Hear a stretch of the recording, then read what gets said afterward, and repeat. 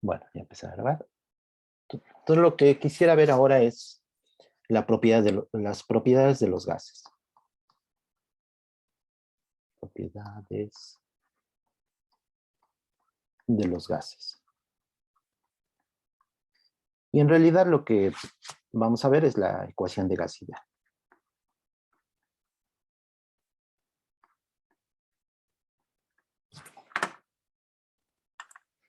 La ecuación de gas ideal.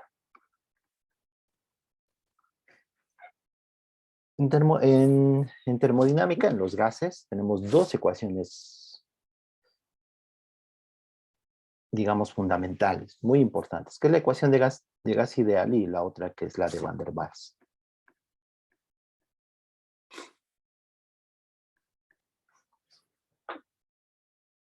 Y cada una, pues, se satisface bajo en ciertos rangos de las variables de estado, ¿sí? De hecho, más que ecuaciones, son modelos, ¿sí? Son modelos de cómo es el gas. O sea, un gas ya es un fluido, pero es un fluido compresible, ¿sí? A diferencia de un líquido que es incompresible, donde kappa T tiende a cero, lo habíamos visto. Entonces, un gas desde el punto de vista microscópico, lo entendemos como partículas, ¿sí? Partículas libres de moverse. O sea, se mueven libremente, a diferencia de un fluido, de un líquido, donde pues también son libres de moverse, pero no abarcan todo el espacio al cual tiene disposición el sistema, ¿sí? Pues la caricatura que hacemos cuando estudiamos un gas, pues tenemos un volumen y son partículas, ¿sí? Son átomos o moléculas que se están moviendo libremente. Entonces estos son átomos o moléculas. Partículas, lo denotamos como partículas en general. Partículas libres de moverse. En todo el volumen, sí, tiene cierto volumen. Desde el punto de vista termodinámico, pues tiene sus variables, que son volumen, presión, temperatura y cantidad de partículas, que es el número de moles. Y ahorita lo vamos a ir viendo todo esto.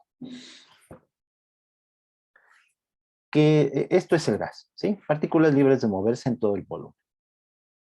Entonces, un gas ideal lo vamos a entender, es un modelo de un gas, pero lo vamos a entender desde un punto de vista microscópico y desde sus propiedades termodinámicas, cuando se aplican, ¿sí? Pues un gas ideal, desde el punto de vista microscópico, son partículas, o sea, este es un modelo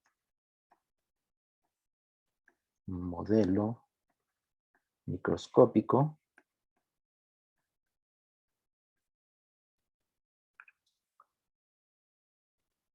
Son partículas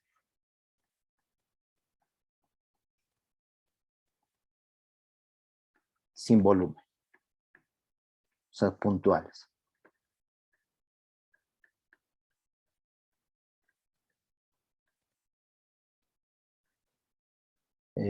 Y son dos hipótesis, si quieren verlo así, o dos condiciones de cuál es el gas ideal, que son partículas sin volumen y son partículas que no interactúan.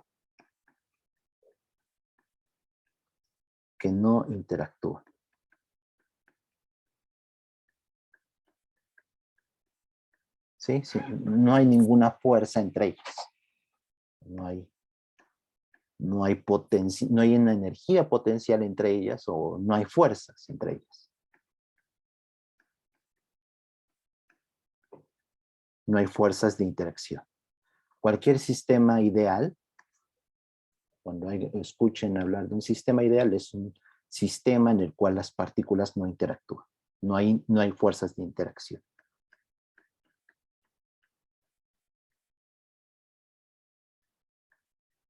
¿Sí?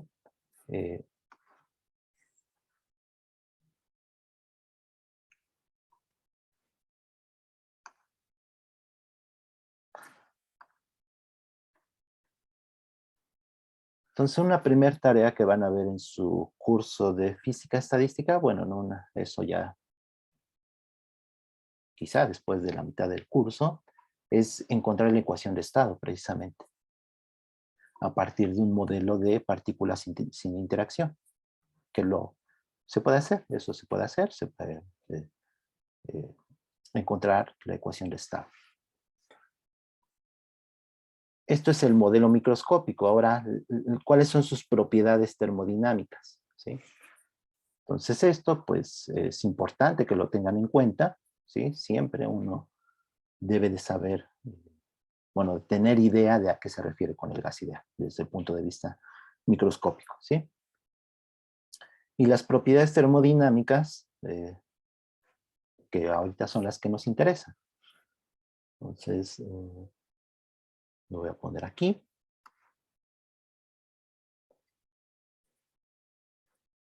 Termodinámica.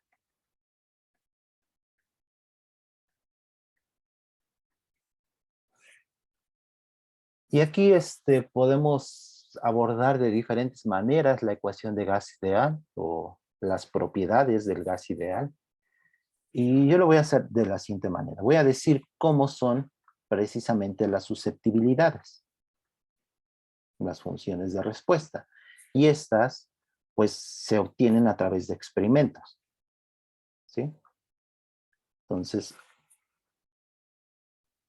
un gas que satisface esto, el que beta, recuerden su definición, vamos a ponerla, que es el coeficiente de compresibilidad isotérmica, es 1 entre B, la parcial de B respecto de T a P constante, ¿sí? Y kappa T, que es menos 1 entre B, por la parcial de B respecto de P a T constante, el coeficiente adiabático, no el coeficiente adiabático, el coeficiente de compresibilidad adiabática. Entonces, estas son las definiciones de estos coeficientes, los voy a poner aquí. Entonces, un gas que satisface tal que beta es 1 entre T y kappa T, el coeficiente de compresibilidad adiabático es 1 entre P. Este es el gas ideal. Isotérmica, sí, exacto, isotérmica. Compresibilidad isotérmica, por eso lleva un subíndice T. Un gas que satisface estas propiedades se le conoce como gas ideal. Los gases, ¿cómo varían? O sea, la ecuación de estado, o sea, nuestra pregunta es, ¿cómo es la ecuación de estado?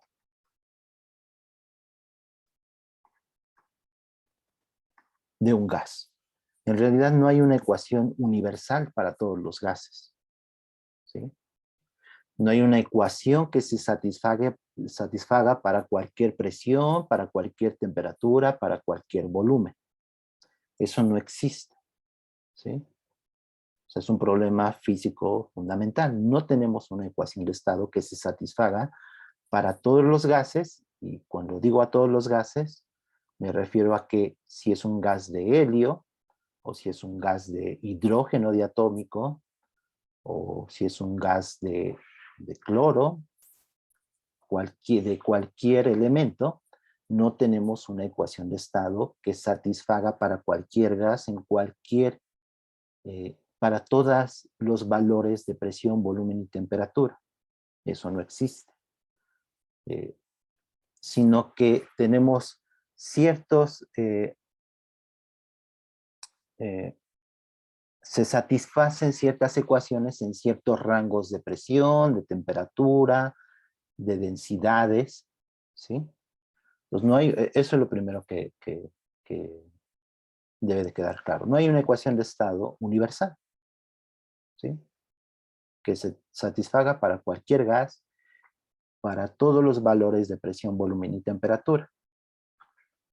Sin embargo, si ese gas tiene bajas densidades y bajas presiones, lo que notamos es que beta y kappa T satisfacen esto. Beta es 1 entre T y kappa T es 1 entre P. ¿Sí? Entonces aquí tengo que poner también eso que acabo de decir. Un gas ideal es un gas a bajas densidades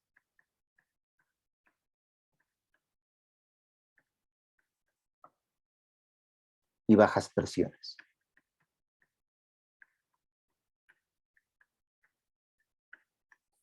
Si un gas tiene bajas densidades y bajas presiones, las propiedades suelen ser universales, ¿sí? Si un... quería repetir lo mismo, ¿sí? Entonces, si un gas tiene bajas densidades y bajas presiones, el comportamiento de los gases suele ser universal, ¿sí? El comportamiento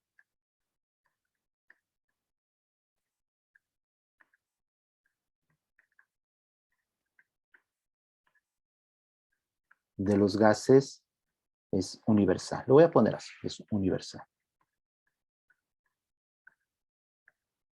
Y ese es, pues es entre comillas, ¿sí? O sea, siempre hay gases que a lo mejor no lo satisfagan bien. Y en este caso, pues beta es el inverso de la temperatura y kappa T es el inverso de la presión. ¿Sí? Eso es el gas ideal. Desde el punto de vista termodinámico es esto de aquí. Y vamos a ver que beta, que sea el inverso de la temperatura, no es más que la ley de Charles, y kappa T es la ley de Boyle, ¿sí? Que es lo más común que se suele, en la manera más común de abordar la ecuación de gas ideal, ¿no? Decimos, pues tenemos la ley de Boyle y la ley de Charles, ¿sí?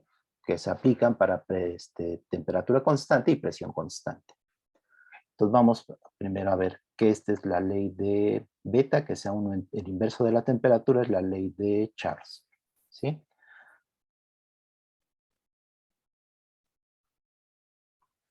Entonces vamos a ponerla aquí. Entonces, beta es 1 entre T, y beta es esto de aquí. Te lo voy a cortar. ¿Alguna pregunta hasta ahora?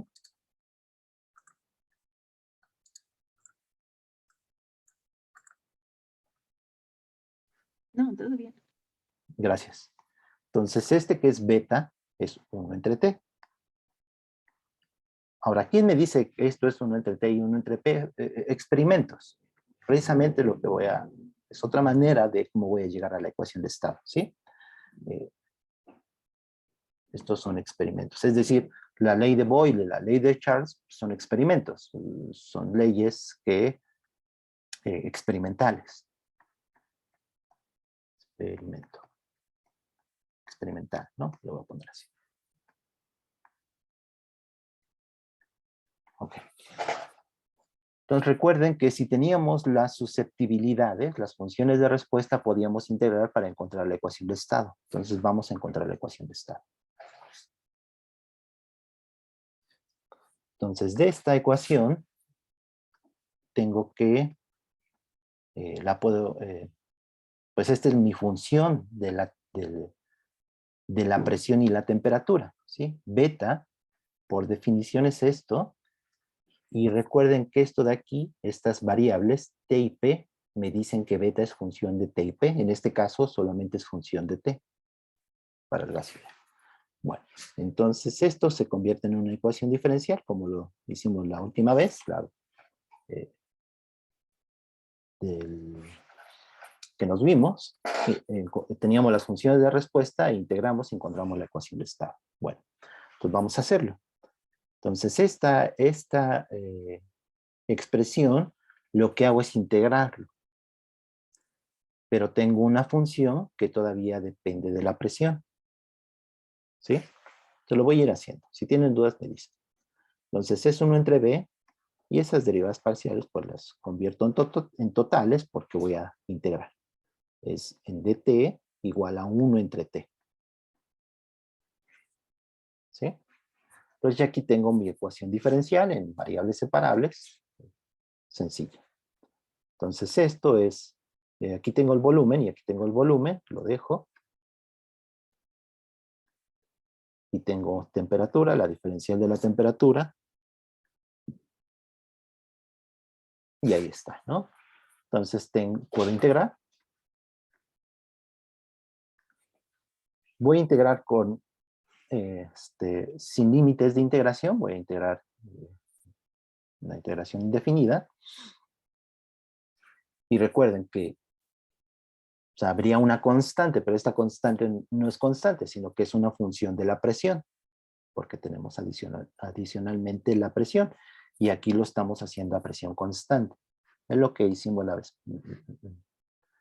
la vez pasada, ¿sí? Entonces, de este lado, voy a seguirme aquí. Aquí la integral es logaritmo del volumen.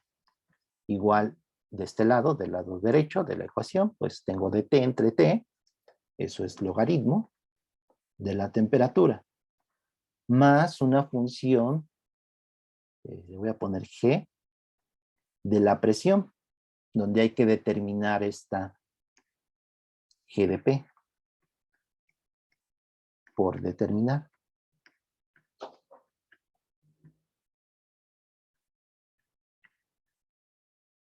¿Sí? ¿Se acuerdan cómo se determinaba? Pues teníamos que derivar otra vez respecto ahora de la presión e igualarlo con el kappa T, en este caso, con la otra susceptibilidad, y encontrar G de P. Ahorita lo hacemos. Pero ya aquí está la ley de Charles, ¿sí? Entonces esto se puede escribir de la siguiente manera. Este logaritmo lo paso al lado izquierdo y ocupo las relaciones de logaritmos. Lo voy a hacer. El logaritmo de B menos logaritmo de T igual a una función de la presión. Entonces aquí ocupo propiedades de logaritmos y me queda como logaritmo de B entre T igual a una función G de P.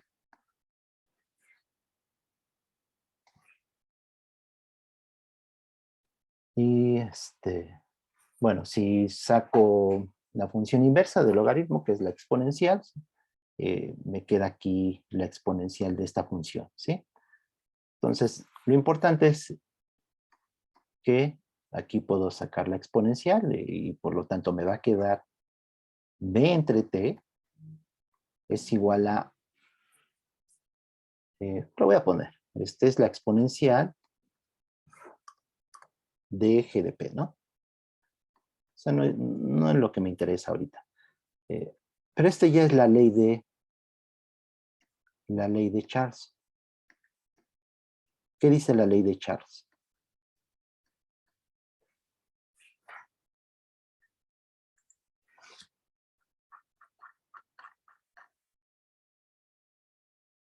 Aquí lo estaba revisando en mis notas.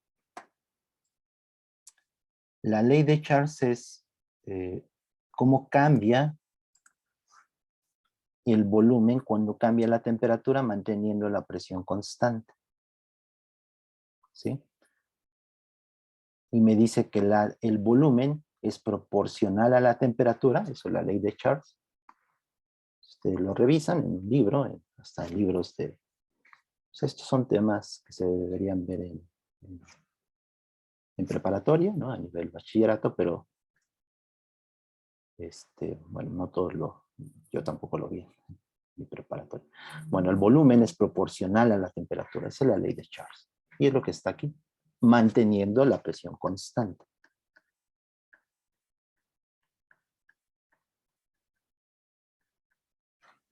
Déjenme ponerlo aquí en mis notas.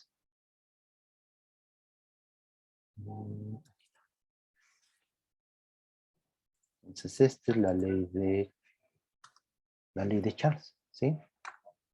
Si cambiamos la temperatura de un gas, otra vez, ¿cuáles son las condiciones del gas? Bajas presiones y bajas densidades. Y ahorita vamos a ver por qué son esas restricciones.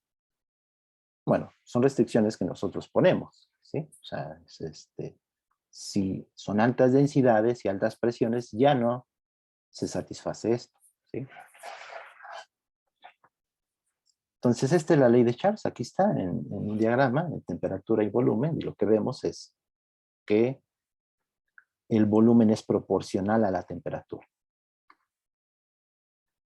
Sí, es lineal con la temperatura, manteniendo la presión constante.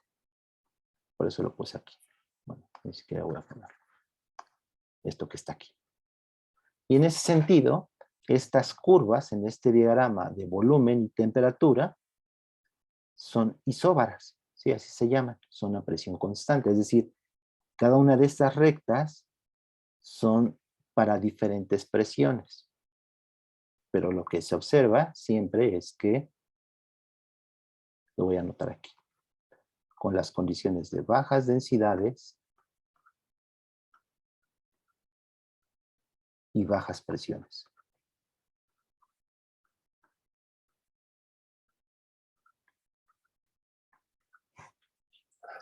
Por lo que se observa es que el volumen es proporcional a la temperatura y eso se le conoce como la ley de Charles.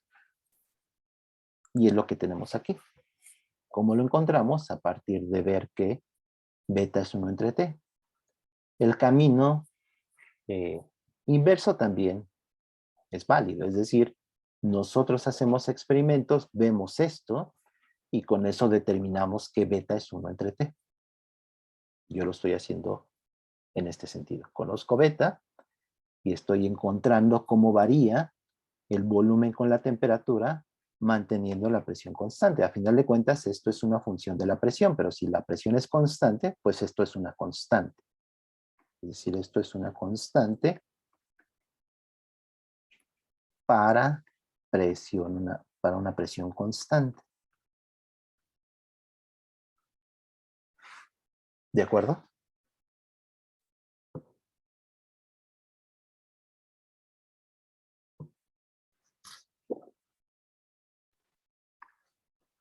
Aquí algo importante. Vean que T está en el denominador. ¿Sí? Entonces, en aquí, y todo eso provino de aquí. ¿Sí? Aquí está en el denominador. Entonces, esto, aquí es importante recalcar que aquí la temperatura tiene que estar en Kelvin. No hay de otra. Porque si usáramos grados centígrados, aquí podría haber un 0 grados centígrados. Y aquí me daría algo que diverge. ¿Sí? Para 0 grados centígrados, que pues no es un punto de referencia especial. El especial es 0 grados Kelvin. ¿Sí? Entonces aquí siempre, entonces si van a usar ecuación, ahorita vamos a llegar a la ecuación de gas ideal, que ustedes todos, espero que la mayoría al menos la hayan visto alguna vez, que es PV igual a NRT, ¿no? Pero estamos llegando a ella. Entonces siempre está dado en Kelvin. Si ustedes van, ya lo había comentado antes. Si van a usar la ecuación de gas ideal, las temperaturas tienen que estar en Kelvin, ¿sí? Entonces aquí en Kelvin.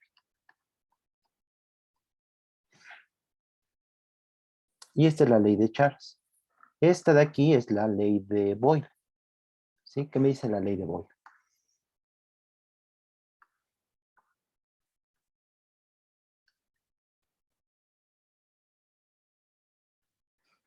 ¿Alguien sabe?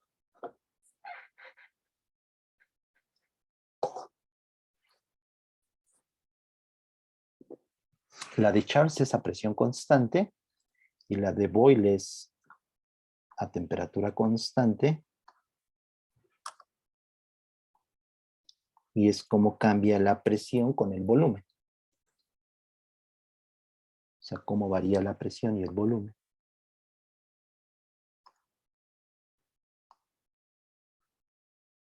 Y lo que se observa, esa es la ley de Boyle, es que la presión es inversamente proporcional al volumen. ¿Sí? Y eso se puede obtener también de aquí, de kappa T. A ver, lo voy a hacer rápido. Entonces, kappa T, que es esto de aquí, lo voy a copiar. sea, es muy parecido a lo que acabamos de hacer. Porque vean, que es prácticamente la misma ecuación de antes. Pero en vez de tener presión, aquí tenemos, digo, aquí en vez de tener temperatura, T y P, aquí tenemos P y T, al revés. Y hay un signo. Entonces esto, para el gas ideal, para un gas a bajas densidades y bajas presiones, se satisface que esto que es kappa T es 1 entre T. ¿Entre T o P? Entre P. ¿Sí? O sea, esto es lo que esta es precisamente la ley de Boole. Entonces, integrando otra vez, lo voy a hacer rápido. Hay un signo menos, entonces me queda dB entre B, que es este de aquí, es igual a, va a ser dP, entonces lo paso para la derecha, entre P. ¿Sí? Entonces, integrando otra vez, me queda menos logaritmo del volumen, igual a logaritmo de la presión, más ahora una función, una constante diríamos, pero como tenemos tres variables, va a ser una función, le voy a poner aquí una f, de la temperatura, porque todo lo estamos haciendo a t constante. Y si seguimos este camino, tendríamos que determinar f de t, por determinar.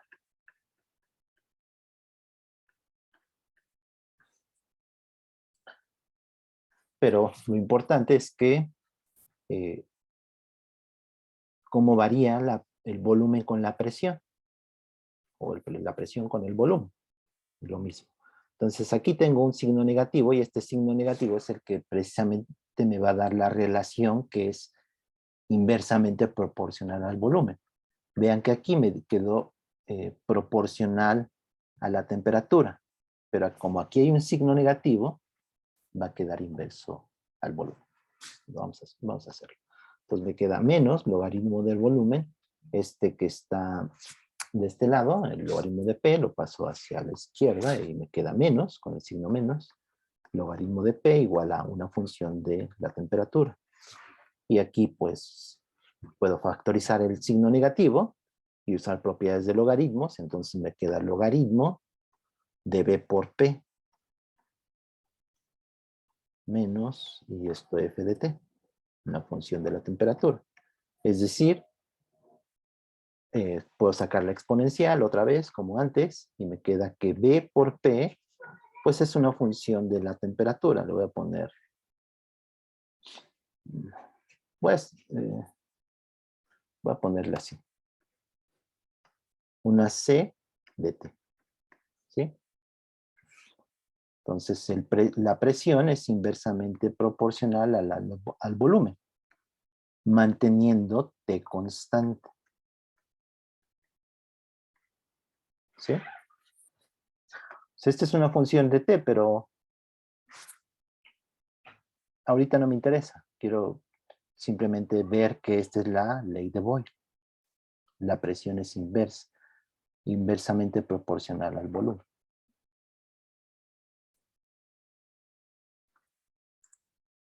¿Qué es esto que está aquí? ¿Sí? Son hipérbolas. La presión como función del volumen son estas hipérbolas. En este diagrama de presión con volumen, vean que aquí está P y B, y en la de Charles, este diagrama es en B y T.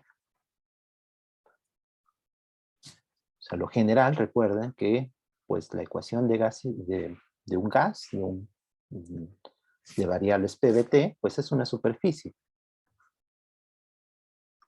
P como función de B y T.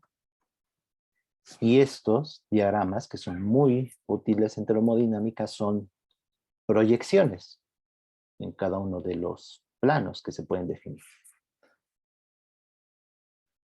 Entonces, en este diagrama, en la ley de Boyle, en el esquema o en el diagrama PB, estas curvas a temperatura constante son las isotermas, ¿sí? Son la temperatura constante y son hipérbolas. Otra vez, para un gas de bajas densidades y bajas presiones. Y ese es el gas ideal. Entonces, para encontrar la ecuación de estado, bueno, ¿dudas?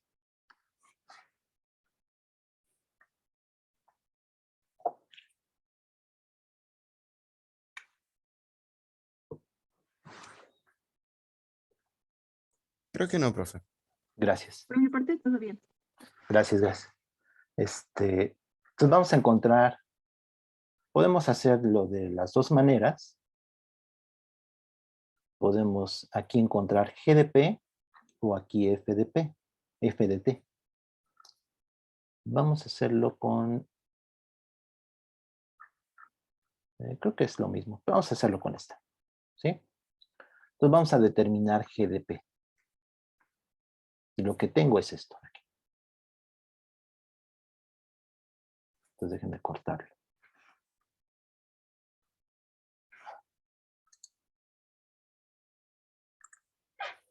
Voy a copiarlo.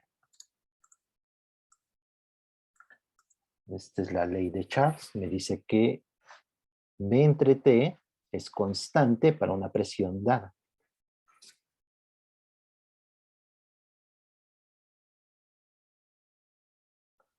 Voy a simplificar esto.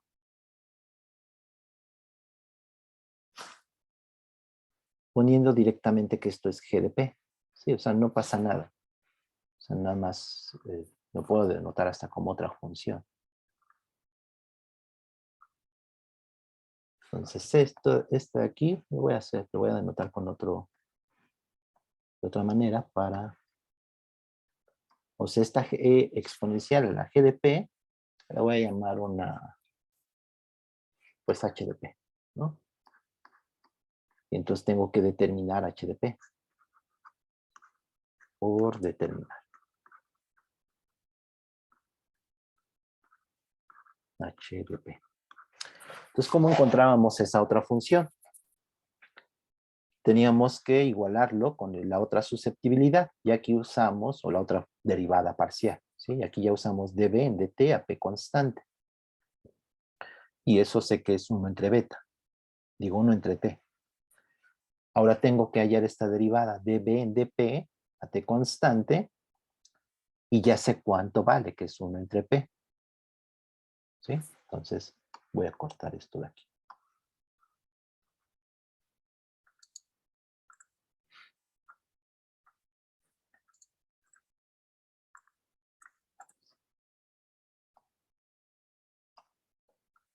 Entonces sé que esto es 1 entre t, 1 entre p, perdón, capa t es 1 entre p.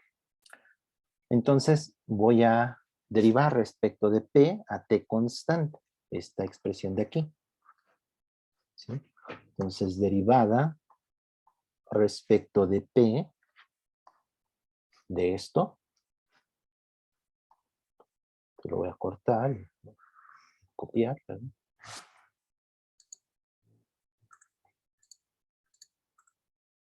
Le voy a poner aquí y ya voy a quitar este de aquí que me estorba. Esto es h de p.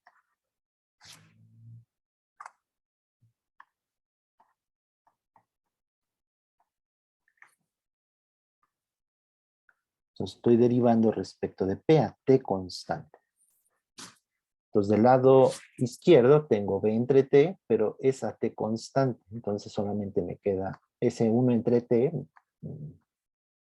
sale como un factor constante, y es la derivada parcial de b respecto de p a t constante. Y esto es, estoy derivando respecto de p, entonces aquí va a ser h' de p. Y ese prima significa la derivada. Bueno, lo voy a poner explícitamente. Es de h en dp. Y ya con esto determino quién es h de p. Claro, tengo que usar esto de aquí. Entonces vean que de aquí tengo que la parcial de b respecto de p a t constante es b entre p. ¿Sí? Entonces esto de aquí, que es lo que necesito aquí, es b entre p. ¿Sí? Entonces, sustituyendo capa t, lo voy a poner así, Me queda 1 entre T. Y esto, que es esto de aquí, me queda B entre P. Y esto es DH en DP.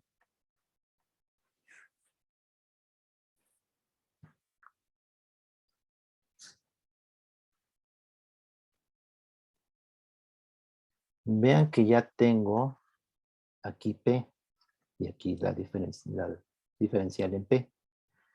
Pero aquí tengo B y T, ¿sí? B entre T. Pero ese B entre T es precisamente H, que es este de aquí. ¿De acuerdo? O sea, aquí no pueden ya decir, ah, pues B y T es constante e integral. ¿Sí? Porque B entre T, en este caso, es H. Entonces tengan cuidado. Entonces lo voy a seguir aquí. Entonces sustituyendo que H es B entre P entre T, o sea, por definición, así la definí, ¿sí? Entonces tengo que aquí es H entre P igual a DH en DP. Y ahora sí puedo integrar.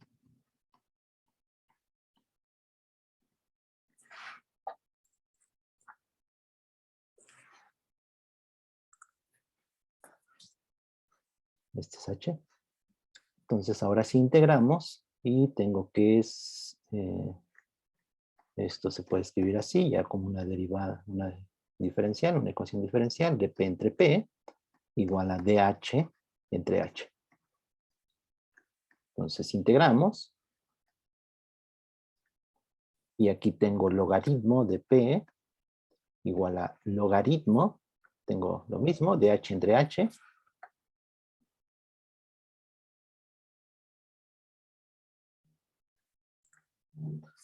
Este es logaritmo de H.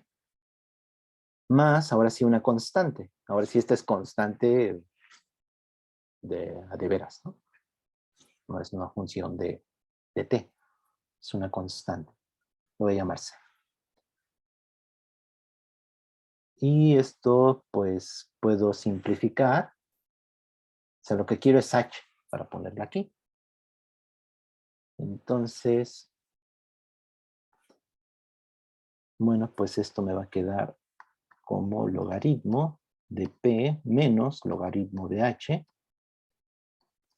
igual a una constante, y aquí uso propiedades de logaritmos, me queda logaritmo de P entre H igual a una constante, y puedo sacar la función inversa, que es la exponencial, y me queda P entre H igual a una constante C', que no es esta misma, sino que es la exponencial, pero es una constante. Y ya terminé, es decir, H es la constante entre P. H de P era la función que necesitaba determinar. Entonces ya la sustituyo aquí. Lo voy a hacer aquí, déjenme copiarlo.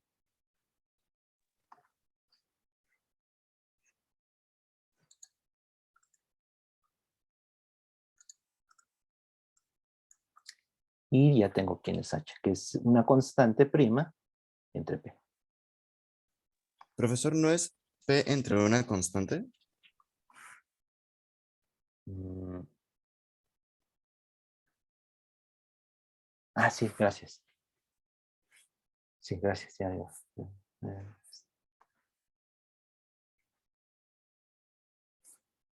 Entonces H es, sí, tiene razón, es P por una constante. Lo voy a poner así, ¿sí?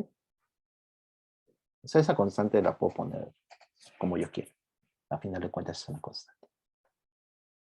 Entonces, P por C'. Y esto es... a ver, ya no me quedó. B entre T. Entonces, a ver, déjenme ver si lo pongo aquí. Ya no va a quedar la ecuación de Gauss-Seidel porque esto es P por... Sí. Entonces déjenme regresar y detectar mi error. Ok, B entre T.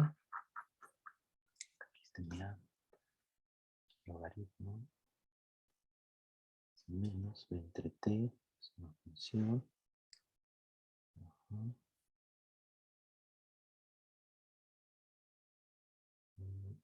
Tengo menos. Ah, aquí me falta un menos, ¿no?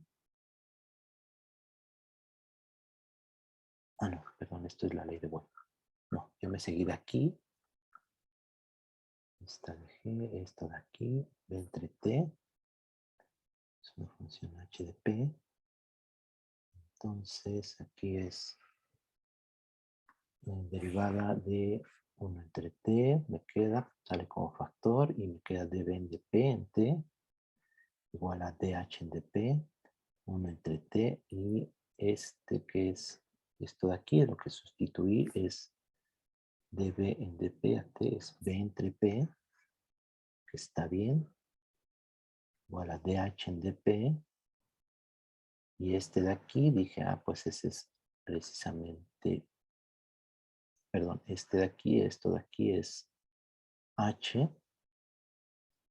entre P, y este es DH en dP. Profesor, Sí. no faltaría un signo. Ok, gracias. Si este menos, entonces de aquí tengo que la parcial de B respecto de P a T constante es B entre P, pero con signo negativo, por este de aquí. Es un menos. Entonces, si lo sustituyo aquí, queda un signo negativo aquí. Y ese signo, pues va a seguir quedando aquí. O sea, ese B entre T. Bueno, este signo no va aquí. Aquí simplemente sustituí quién era. Sí, ahí va. Sustituyendo capa T, este vacío aquí va. Ajá. Y luego aquí sustituí quién es H, que es B entre T, que es esto de aquí. Entonces está este signo. Entonces aquí sí, voy a ponerlo en azul. ¿Está? Entonces aquí también va. Entonces como los dos son negativos, puedo factorizar ese signo, pero ya no es la división, sino que es la multiplicación. ¿Sí me siguieron? Sí era el signo Sí, sí, sí. que mencionó su compañero. Es P por H igual a una constante. Entonces no es P entre H, sino P por H. Bueno, esto es P por H. Es igual a una constante. Lo voy a poner así ya. Bueno, sí, creo que sí le tengo que poner C' para ponerlo aquí. Entonces P por H es C' y H es C' entre P. Entonces esa H es la que tengo que sustituir aquí en la ecuación. Esta de aquí, donde empecé. Entonces B entre T es H, que ya determinamos. Y esto es una C' entre P. Y ahora sí, esta es la ecuación de gas y aire. Todavía faltan un par de cosas.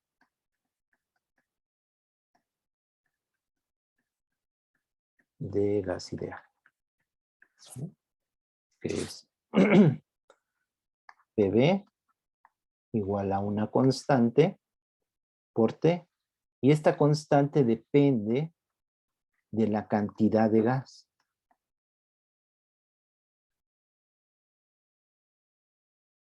¿Sí? O sea, es algo que consideramos que C era constante, pero pues esa constante va a depender de cuánta cantidad del gas tenga. ¿Sí? O sea, esta ley de la de Boyle y la de Charles se hacen con la misma cantidad de gas. O sea, no manteniendo el número de partículas en el gas. ¿Sí? O sea, no escapan ni entran partículas al gas.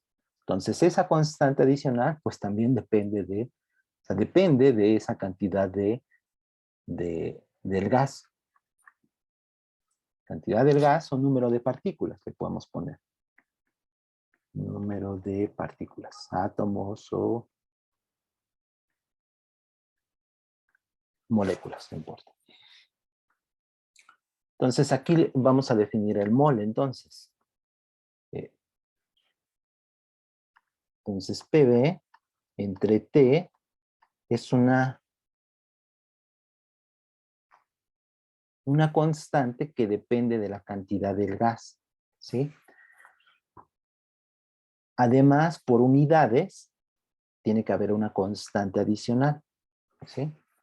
Entonces, es R, NR, le vamos a poner, ¿sí? Entonces, es NR. Esta es una constante que tiene que adecuarse por las unidades. Se le llama constante de los gases.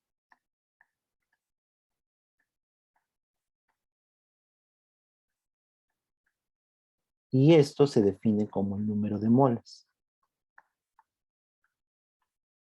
Número de moles. Ahorita vemos quién es un mol. Algo que me faltó aquí, un pequeño detalle, es la hipótesis de Avogadro.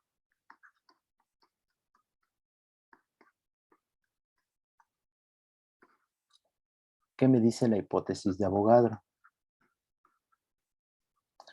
Me dice que, otra vez, todo esto está a condiciones de bajas densidades y bajas temperaturas, bajas presiones, es decir, lo que denotamos como gas ideal. Entonces, un gas bajo esas condiciones, lo que establece la hipótesis de Avogadro es que cualquier gas, ¿sí?, con las mismas condiciones de presión, volumen y temperatura, tiene el mismo número de partículas. No es algo, es una hipótesis muy importante, no es algo obvio, ¿sí? Entonces, bajo mismas, cualquier gas, un gas de...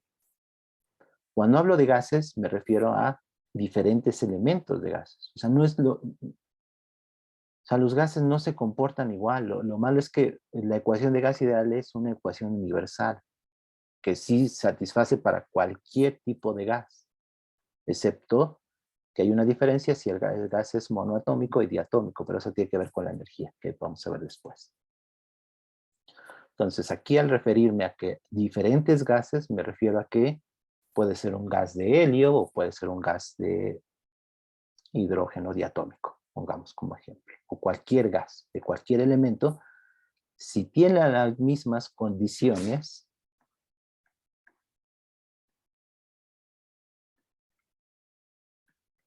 de presión, volumen y temperatura, entonces tienen la misma cantidad de partículas.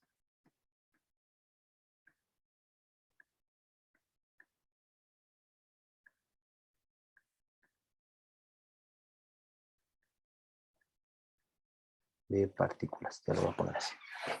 ¿Sí? Entonces, imagínenselo, o sea, ustedes se consiguen diferentes recipientes con el mismo volumen, ¿no? Y aquí ponen helio, ¿no? Y después otro con el mismo volumen, todos a la misma temperatura y a la misma presión. Y que sea hidrógeno diatómico. Y más tipos de gases. Si todos están con el mismo volumen, con la misma temperatura y con la misma presión, ustedes pueden contar las partículas que existen en cada recipiente y todos tienen la misma cantidad de partículas.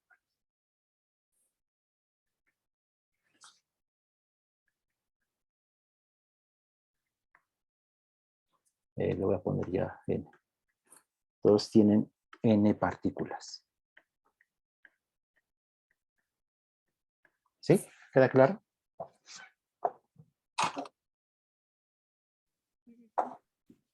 Y eso precisamente me lleva a que esta constante en realidad solamente depende del número de partículas, ¿sí? Y aquí es donde se define el mol. Les digo, hay una constante adicional por las unidades. Entonces, n es lo que llamamos el número de moles. Entonces, a partir de la hipótesis de Avogadro, si sabemos que todas en las mismas condiciones de PBT tienen el mismo número de partículas, eso nos da pie a definir una cantidad, que es el mol. Entonces, un mol es la cantidad de un gas, de hecho en general, de una sustancia, tal que tienen el mismo número de partículas. Y ese número de partículas es una convención. Son las partículas que hay en 12 gramos de carbono 12. ¿Sí? Entonces un mol es la cantidad de gas, en general una sustancia,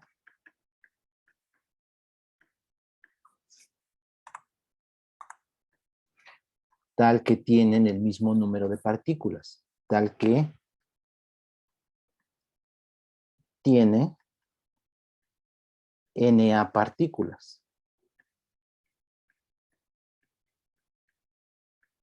¿Sí? Entonces, si tienen ustedes un mol de helio, tiene Na partículas. Si tienen ustedes un mol de hidrógeno diatómico, tiene Na partículas.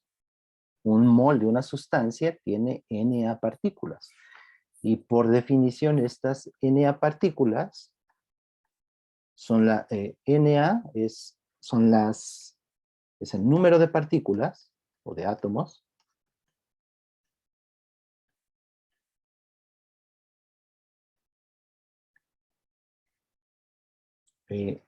contenidos en 12 gramos, le voy a poner así, GR, de carbono 12. Entonces vayan y cuenten cuántas partículas, cuántos hay átomos en 12 gramos de carbono 12 y eso les da el número de partículas. Digo, el número de partículas en un mol. Eso les da Na, que se llama con número de Avogadro.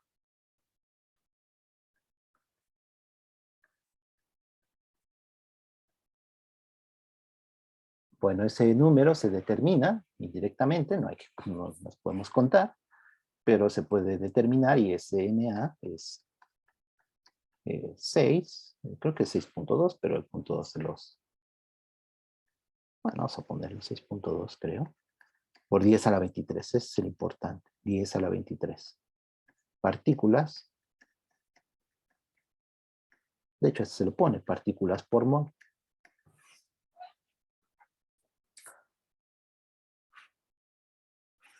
¿De acuerdo? ¿Quedó claro que es un mol?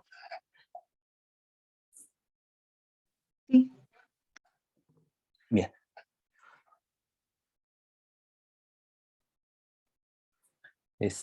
Entonces, esta es la ecuación de gas ideal. ¿Sí? Déjenme, bueno, hablar de... Ahorita regresamos a la ecuación de estado, nada más especificar lo que es masa atómica.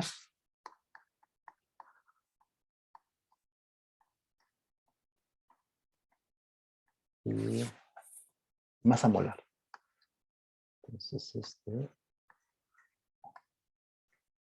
masa molar y masa atómica. Entonces, ¿qué es la masa molar? Yo lo denoto con una M mayúscula, la masa molar. Y la masa atómica, creo que se le suele denotar con una mu. No la voy a anotar ahorita, si la uso, si es necesario, le voy a poner alguna anotación. ¿Qué es la masa molar? La masa molar es la cantidad, bueno, la masa de un mol, ¿sí? O sea, el mol, o sea, aquí lo importante que tienen que notar es que el mol no está referido a la masa, ¿sí? Entonces, mol es una unidad, una medida de la cantidad de una sustancia. A veces es más obvio que la cantidad de una sustancia tiene que ver con la masa. Y efectivamente tiene que ver con su masa, pero el mol no está referido en términos de masa. Es otra manera de notar la cantidad de materia que tiene, ¿sí? Pero la masa molar precisamente es la masa de un mol, simplemente la masa de un mol. Obviamente, las dimensiones de la masa molar son kilogramos, aunque se suele usar gramo, ¿sí? Entonces, es más común usarlo en términos de gramo. Y ahorita vamos a ver por qué es en términos de gramo.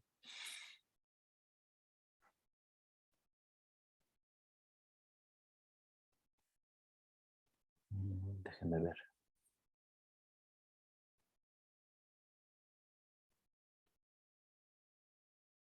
Ok. Y la masa atómica,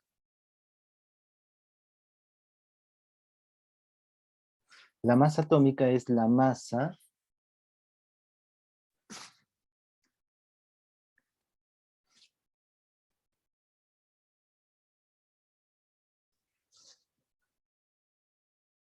masa de un átomo o de una molécula, o sea, la masa de una partícula. Esto es muy, muy de química, o sea, uno desde el punto de vista físico, o sea, la masa de una partícula, de un átomo, por ejemplo, pues es la masa de, pues contabilizamos la masa de los electrones, de los neutrones y de los protones que tenga. Pero en química, o sea, esto es más de química, sin embargo se usa en física también por la ecuación de gas ideal, ¿no? Entonces por eso se los estoy comentando. Es la masa de una partícula, la masa atómica, pero en ciertas unidades, que son las unidades de masa atómica.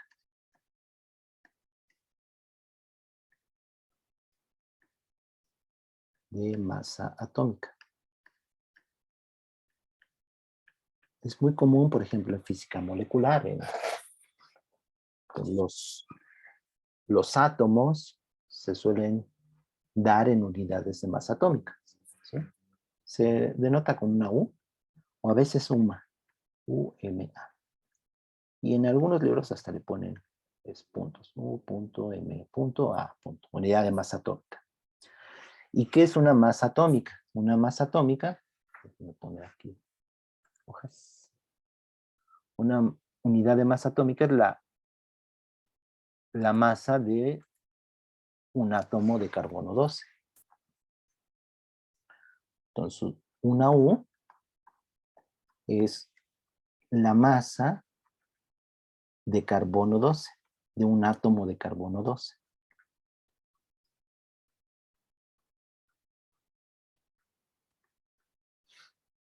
¿Sí?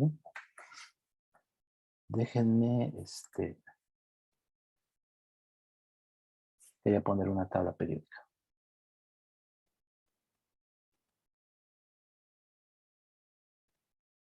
Sí, déjenme hacerlo.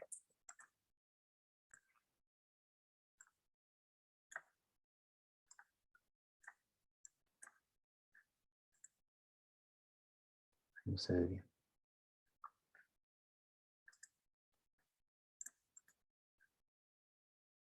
Como que no se cortó bien.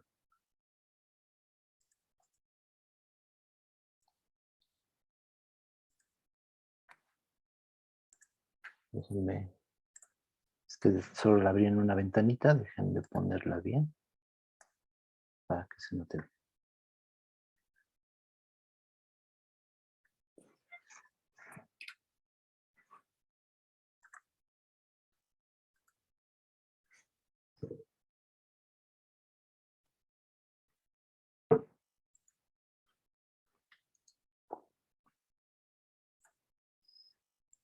Bueno, a ver, espero que sí se corte.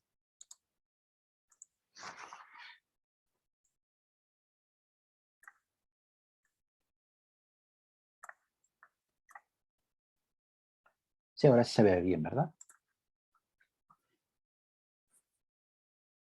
Sí, ya se ve bien. Gracias. Ok, entonces, fíjense, ¿qué es lo que vemos en una tabla periódica? Bueno, los elementos, los grupos, a veces en esta, por ejemplo, hasta la configuración electrónica. Pero ahorita lo que nos interesa es esto de aquí. Fíjense, dice masa atómica. Por ejemplo, aquí para el hierro, pues es 55.845, ¿no? Y aquí está. Es este valor para el hidrógeno.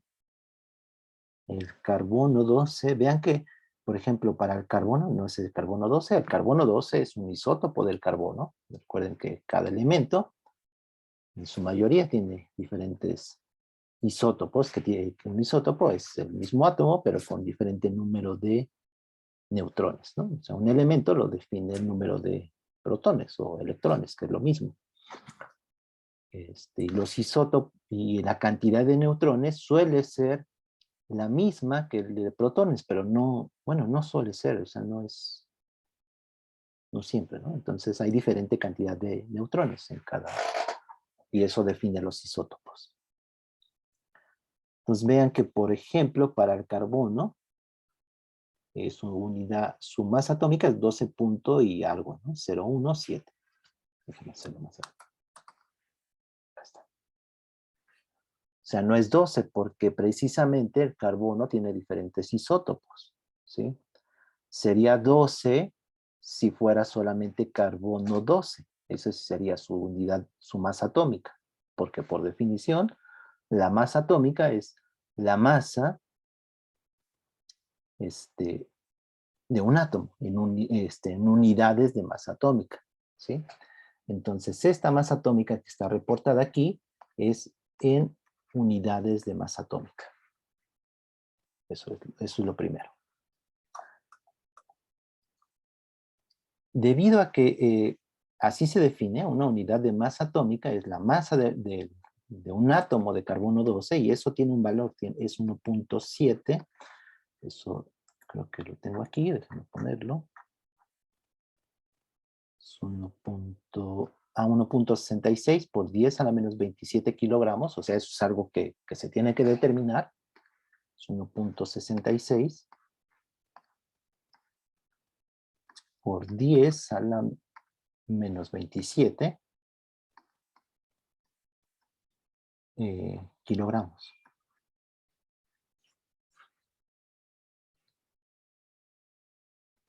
Como está referido a la masa del átomo de carbono 12, este valor de aquí, que se reporta, que es la masa atómica, en unidades de masa atómica, es lo mismo que su masa molar, ¿sí? Entonces, para el hierro, y eso por la definición, ¿sí? ¿Cuál sería la masa molar de carbono 12? Pues sería el inverso del número de Avogadro, ¿sí? Porque la masa molar sería la masa de un mol y sería la masa de Na átomos de carbono 12.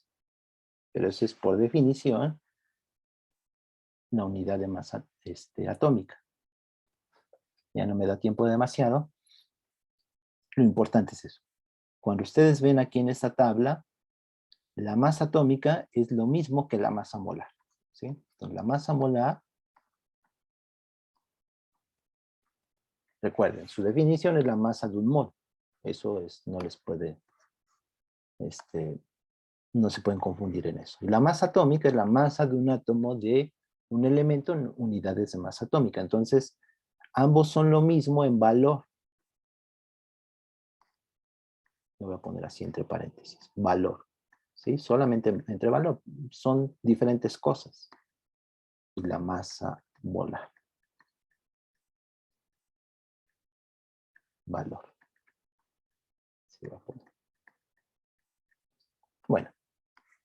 Así lo voy a dejar ya. Para no tardarme tanto en esto. ¿De acuerdo? Entonces, si ustedes ven aquí en la tabla periódica, tienen la masa atómica en U y la masa molar. ¿Sí?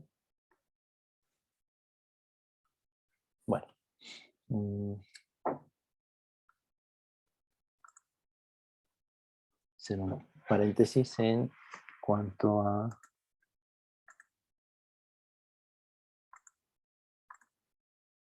esto de masa atómica y masa molar.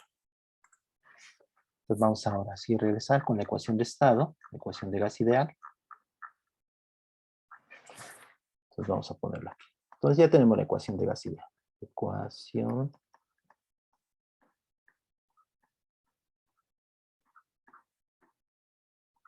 de gas ideal o modelo del gas ideal, ¿sí? ¿Cuál es nuestro modelo? Pues tenemos desde el punto de vista microscópico,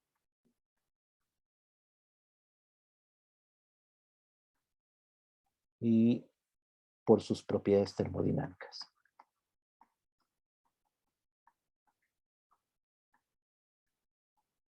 Microscópico es que son partículas puntuales, ya no lo voy a escribir, partículas puntuales sin interacción. Termodinámicas, es eso sí, yo creo. Es un gas a bajas densidades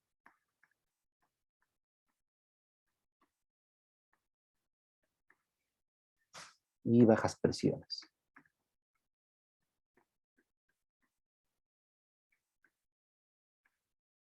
En ese caso, la ecuación, creo que podemos ponerlo así mejor. Modelo de gas ideal, ¿sí? Este es el modelo microscópico, ya vimos. Termodinámico, pues se satisface bajo estas condiciones y lo que tenemos es la ecuación de gas ideal.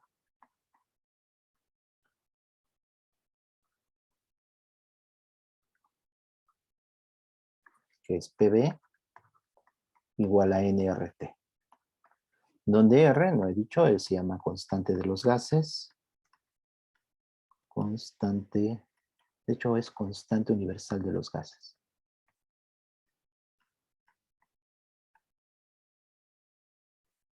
De los gases y vale, su valor es 8.31 y sus dimensiones las podemos obtener de aquí. Digo, sus unidades. Eso es este de aquí. Vean que es PV entre T. N no tiene dimensiones, es moles. Entonces R, las dimensiones de R son las mismas dimensiones de PV entre T. Las dimensiones de PV son las mismas dimensiones de energía.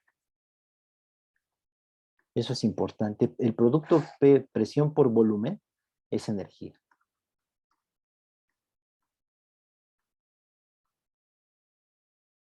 Lo voy a poner así, energía.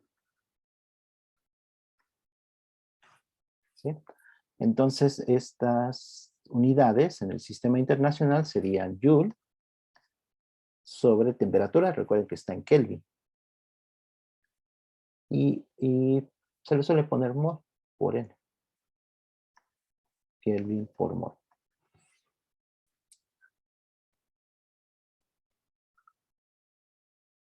Ok, entonces, otra manera, esto es equivalente a decir que beta es 1 entre T y kappa T, que son la ley de Boyle y la ley de Charles. Al revés, ¿no? Kappa T es 1 entre T.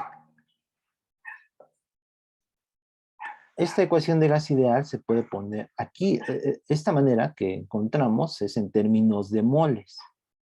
Se puede poner en términos de partículas, ¿sí? Entonces, va una primera. Bueno, esta es la 1. Una segunda versión de la ecuación de gas ideal es con número de partículas. Entonces, si denoto N, que es el número de partículas del gas, voy a poner así, número de partículas del gas, o sea, no tiene por qué ser Na, ¿sí? Es cualquier número de partículas. N es, pues va a ser el número de moles por Na, que es el número de Avogadro, ¿sí? Entonces puedo despejar de aquí n y sustituirlo en la ecuación de gas ideal. Y me va a quedar PV igual a n, pero n es el número de partículas entre Na, el número de Avogadro, por RT. ¿Sí?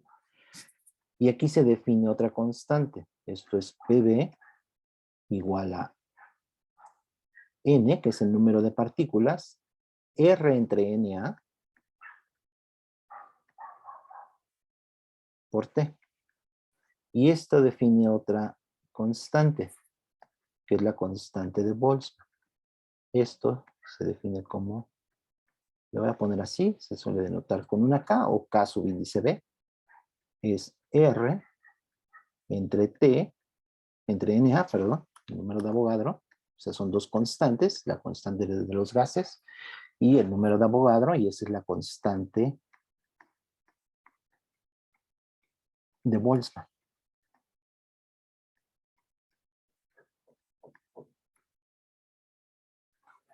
Entonces, la ecuación de gas ideal se puede escribir como PV igual a N, K, constante de Boltzmann, por T. Ahí está una segunda versión de la ecuación de gas ideal, ahora en términos de N, el número de partículas, y aquí está en términos de moles. Hay una tercera, que es con densidad, la densidad del gas. Entonces, la densidad del gas es, pues, la masa del gas entre el volumen en el cual está confinado el gas. Ahora, ¿quién es la masa del gas? Pues sería el número de moles por la masa molar del gas. ¿Sí? Porque la masa molar es la masa de un mol. Entonces, la masa que en un gas, en general, ¿sí? Tienen cierta cantidad de gas, es el número de moles que tengan en ese gas por su masa molar. ¿Sí? No le voy a poner su índice de gas, le voy a poner así nada más. N. Y otra vez, sustituyendo N, en esta primera de aquí, de gas ideal, encontramos la ecuación de gas ideal en términos de la densidad. Entonces queda P por B igual a NRT, pero N es esto de aquí. Entonces de aquí despejo N y lo sustituyo, que me va a quedar la masa del gas entre su masa molar por RT. Este es N.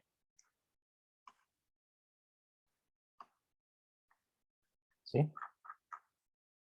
Este de aquí. Y por RT, que es esto de aquí. Ahora, la masa del gas entre el volumen es la densidad del gas. Entonces me queda, lo voy a hacer así. M entre B, este B lo paso para acá dividiendo. Y este P por M. Entonces la presión por la masa molar entre RT igual a la densidad. Aquí está en términos de la densidad, pero hay que poner la masa molar del gas. M es la masa molar.